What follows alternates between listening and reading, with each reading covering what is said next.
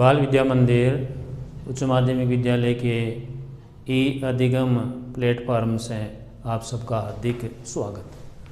विषय विज्ञान कक्षा 8th हम पढ़ रहे हैं धातु और अधातु। धातु और अधातु के बारे में पाठ चल रहा है। आज हम पढ़ेंगे धातु और अधातु की अम्लों से अभिक्रिया। धातु और अधातु की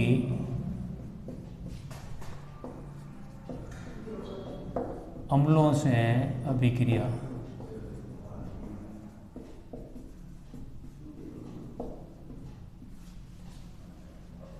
धातु और अधातु अम्ल से क्या रिएक्शन करते हैं, क्या अभिक्रिया करते हैं।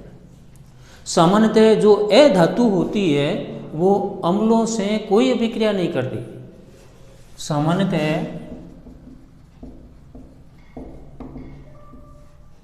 अधातु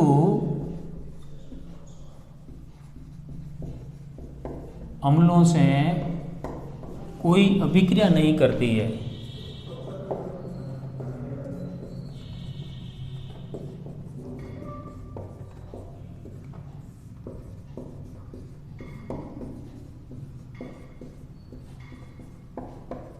अधातु, हम धातु और अधातु के अंतर पढ़ चुके हैं, कौन धातु है कौन अधातु है। लेकिन यहाँ ध्यान दीजिए, सामान्यतः जो अधातु होती है वो अम्लों से कोई अभिक्रिया नहीं करती है, लेकिन जो धातु होती है वो अम्लों से अभिक्रिया करती है।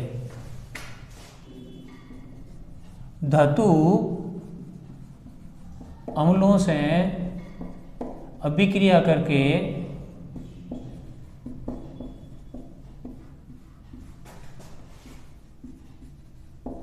हाइड्रोजन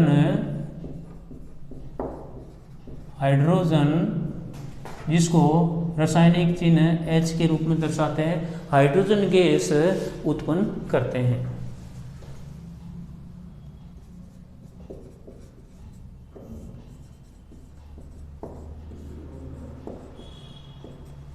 अधातु अम्लों से अभिक्रिया करके हाइड्रोजन गैस उत्पन्न करते हैं। पूर्व क्लास में हम अम्ल के बारे में पढ़ चुके हैं। अम्ल को एसिड कहते हैं। विभिन्न प्रकार के अम्ल होते हैं, कुछ तेज एसिड होते हैं, कुछ कम एसिड होते हैं, कम सांद्रता होती है उनकी, किसी अम्ल की अधिक सांद्रता होती है। तो धातु अम्लों से अभिक्रिया करके हाइड्रोजन गैस उत्पन्न करते हैं। कॉपर जिसको तांबा कहते हैं, कॉपर तनु हाइड्रोक्सिल अम्ल से गर्म करने पर अभिक्रिया नहीं करता, गर्म करने से अभिक्रिया नहीं करता, परंतु कॉपर सल्फ्यूरिक अम्ल से अभिक्रिया करता है। कॉपर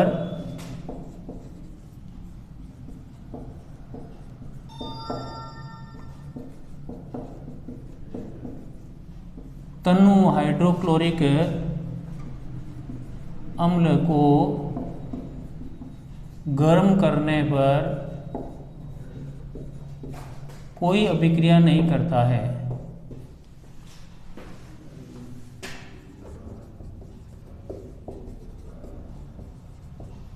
अभिक्रिया नहीं करता है। लेकिन ये तो तांबा है, सल्फ्यूरिक अम्ल से अभिक्रिया कर लेता है, परंतु कॉपर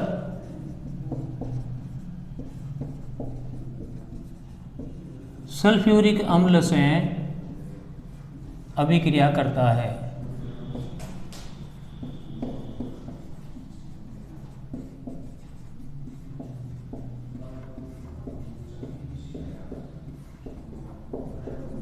तो बात समझ में आई होगी। जो तनु का मतलब द्रव, लिक्विड, तनु हाइड्रोक्लोरिक अम्ल को गर्म करने पर कॉपर अभिक्रिया नहीं करता, लेकिन कॉपर सल्फ्यूरिक अम्ल से अभिक्रिया कर लेता है। अब हम पढ़ते हैं क्षारों के साथ अभिक्रिया। क्षारों के साथ अभिक्रिया।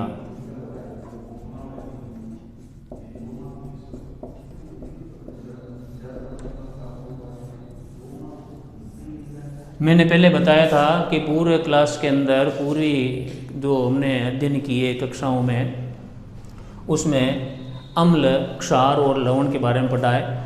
वही क्षार है, उनके साथ में अभिक्रिया धातु और अधातु की अभिक्रिया क्या होती है वो बताएंगे। धातु सोडियम हाइड्रोक्साइड से अभिक्रिया करके हाइड्रोजन गैस उत्पन्न करते हैं। धातु सोडियम हाइड्रोक्साइड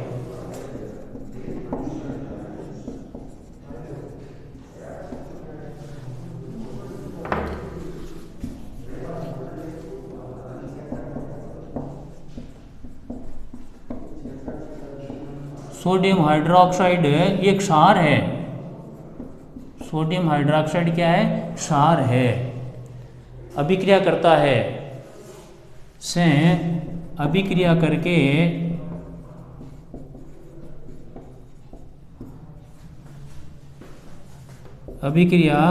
करके हाइड्रोजन गैस उत्पन्न करते हैं।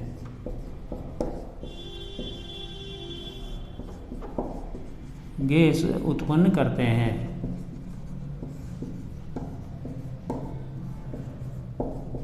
लेकिन जो अधातु होती है उनकी क्षार के साथ अभिक्रिया जटिल है। अधातुओं की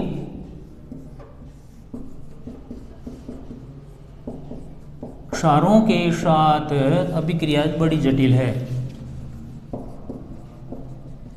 साथ अभिक्रिया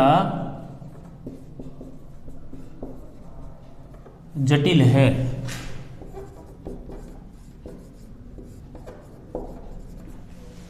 अधातुओं की क्षारों के साथ अभिक्रिया जटिल है, जो आपके इस पाठ्यक्रम में नहीं है। ये जटिल जो अभिक्रिया है वो उच्च कक्षाओं में पढ़ाई जाती है।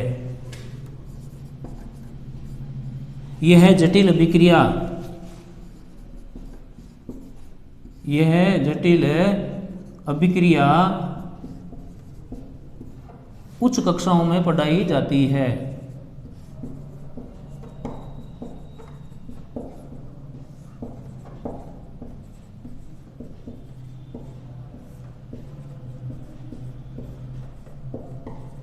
तो हमने पढ़ा अधातु जो है वो क्षारों के साथ अभिक्रिया करते हैं, लेकिन जटिल अभिक्रिया है और ये जटिल अभिक्रिया उच्च कक्षाओं में पढ़ाई जाती है। 8वीं तक जटिल अभिक्रियाएं नहीं होती, पाठ्यक्रम में नहीं है। सरल अभिक्रियाएं जो होती है वही 8वीं क्लास के अंदर पाठ्यक्रम में है। लेकिन ये जो जटिल अभिक्रिया है वो उच्च कक्षाओं में 12वीं क्लास में या फिर आगे कॉलेज में जो रसायन विज्ञान है, केमिस्ट्री है, उसमें ये जटिल अभिक्रियाएं पढ़ाई जाती है। अब हम पढ़ते हैं विस्थापन अभिक्रियाएं। विस्थापन अभिक्रियाएं।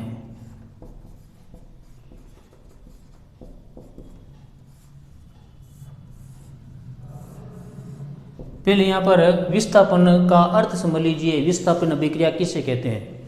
एक अधिक अभिक्रियाशील धातु, जो धातु अधिक क्रियाशील है, वो कम क्रियाशील धातु को विस्थापित कर देती है, अलग कर देती है, छोड़ देती है। अधिक अभिक्रियाशील धातु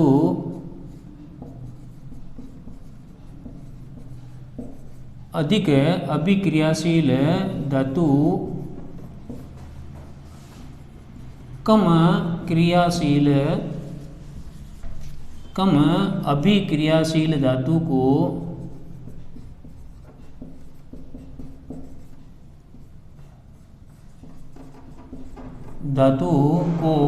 विस्थापित कर देती है।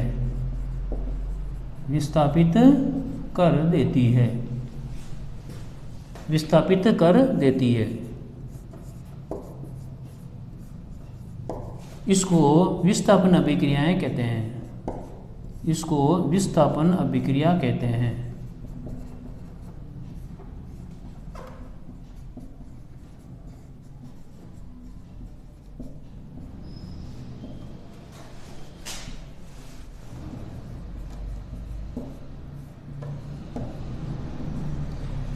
एक अधिक जो क्रियाशील धातु है और दूसरी जो धातु है वो कम क्रियाशील है, तो कम क्रियाशील धातु को विस्थापित कर देती है, अलग कर देती है, छोड़ देती है, हट जाती है।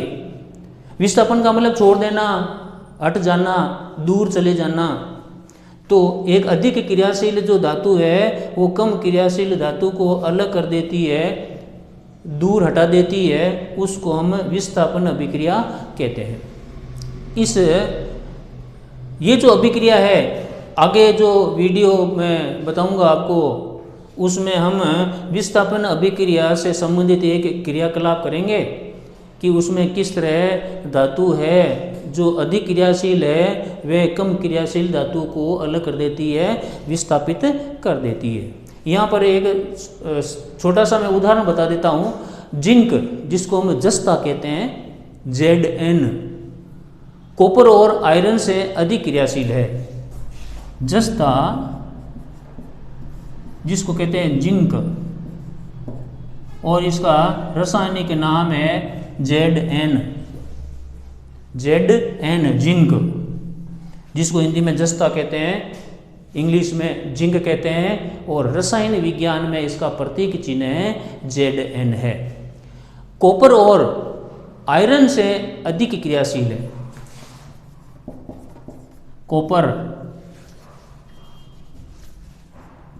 कॉपर को कहते हैं तांबा, और इसका रासायनिक है Cu, कॉपर यानी तांबा, Cu, और आयरन को कहते हैं लोहा, और इसका रासायनिक प्रतीक है Fe, फेरम। तो जस्ता जो है वो कॉपर और आयरन से अधिक अभिक्रियाशील है।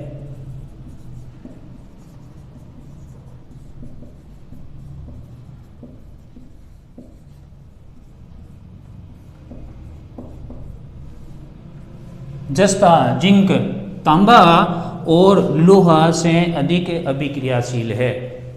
लेकिन एक बात ध्यान रखना, कम क्रियाशील धातु जो है वो अधिक क्रियाशील धातु को प्रतिस्थापित नहीं कर पाती, लेकिन कम क्रियाशील धातु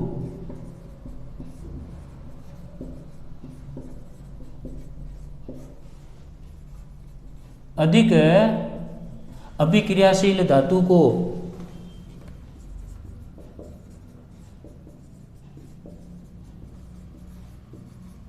अधिक अभिक्रियाशील धातु को प्रतिस्थापित नहीं कर पाती, प्रतिस्थापित नहीं कर सकती।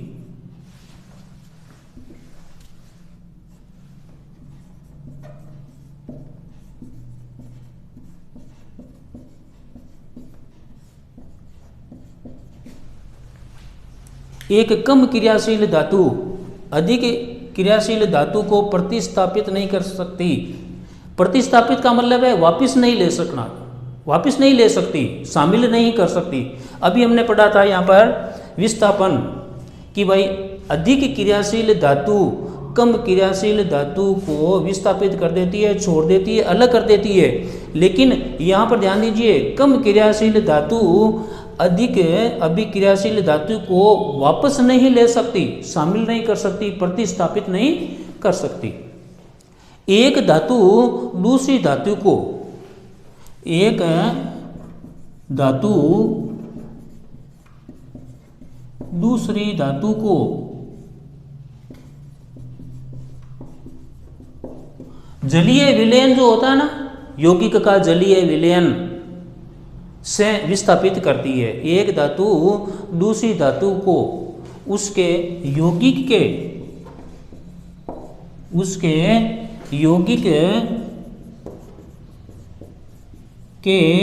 जलीय विलयन से विस्थापित कर देती है। जलीय विलयन, जल का विलयन, जल का घोल, जो जलीय विलयन है, यौगिक का विलयन का मतलब घोल, जलीय विलयन जल का घोल से विस्थापित करती है, विस्थापित करती है।